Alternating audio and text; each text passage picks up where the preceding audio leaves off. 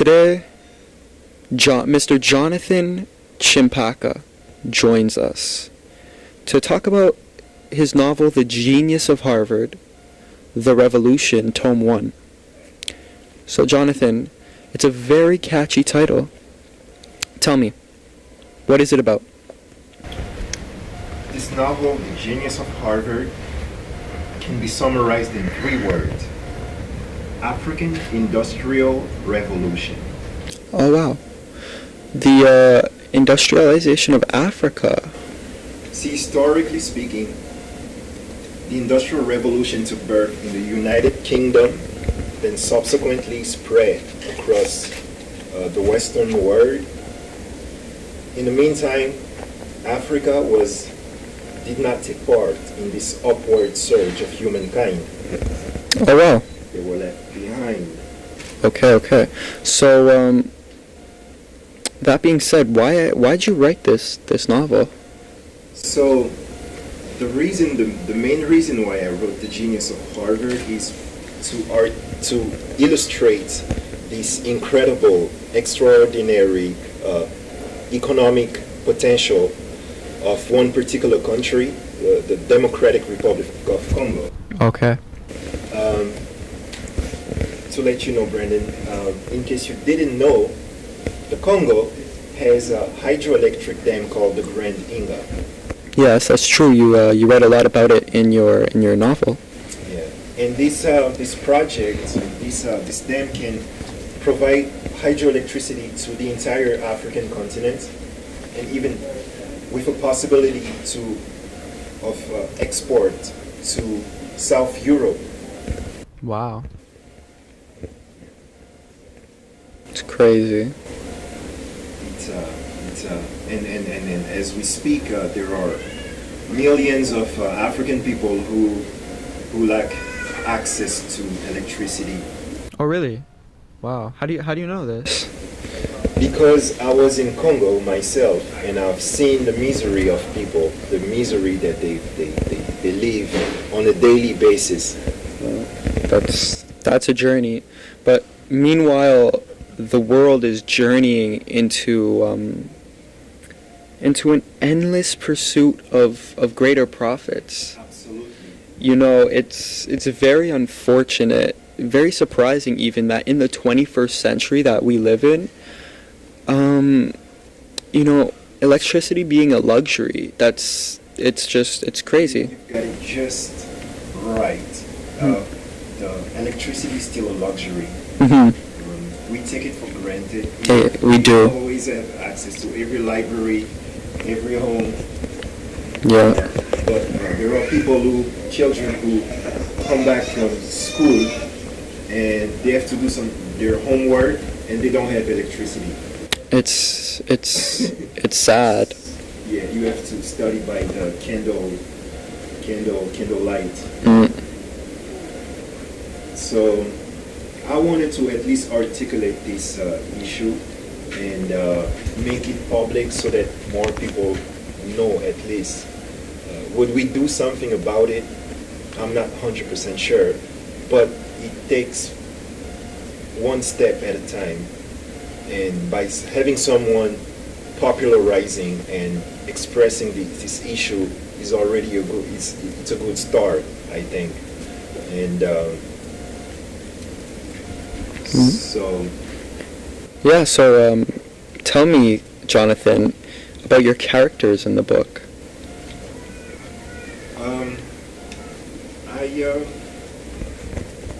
The Genius of Harvard articulates in a fictitious but in Hollywood fashion, the issue that we mentioned, and my characters, Freud, Farah, and Brendan. Oh wow, my name's actually Brendan, so it's cool you have a character named Brendan actually. Yeah. They convinced the U.S. government and many venture capitalists to invest in the Grand Inga, and like many great achievements, they face obstacles such as corporate greed. Okay. Which is plaguing societies Wow. on a grand scale. and violence and resentment from local people Oh wow. in Congo. Um, so They must have an implacable determination. yeah, absolutely. They had a great dose of optimism and an implacable determination to overcome these obstacles and even pave the way for an African industrial revolution. Yeah, that's the revolution indeed. You know, personally, I read this book. I found it to be immensely intriguing, but more so, I found it to be a fascinating read. Yeah. And you know, upon perusal, I was questioning. I was like, you know, being that 70% of the book takes place in Congo, I wanted to know why Congo was so dear to you. Are you Congolese yourself? I happen to be Congolese, and Wow. Okay. yeah. Wonderful. Yeah. How I know all these stories is by my parents. My father grew up in the worst misery. Oh. I don't like to repeat that, but Mhm. it's the truth. Mhm. So I decided to contribute and to change something for future generation. You know, Okay. he he didn't have daily foods, daily foods, electricity, and he told me how he struggled, and I feel like everything that we take for granted, you know, Yeah. I know. I know. I'm definitely sorry to hear that. yeah. So at least there is a. We can definitely enjoy life, but taking things for granted is. I don't think it's a good thing. It's definitely not. It's definitely not. It must have been. It must have been your father's dream. Yes. He had a vision. Even though he rose from ashes and from nothing, he had this goal. Sometimes his goal was like, will I eat something today? Can I afford a Coke or bread? Yeah. That was his goal. Mhm. Uh, That's yeah. That's something. So, and my goal is basically to resume where he left off. Yeah. He passed away this year Oh.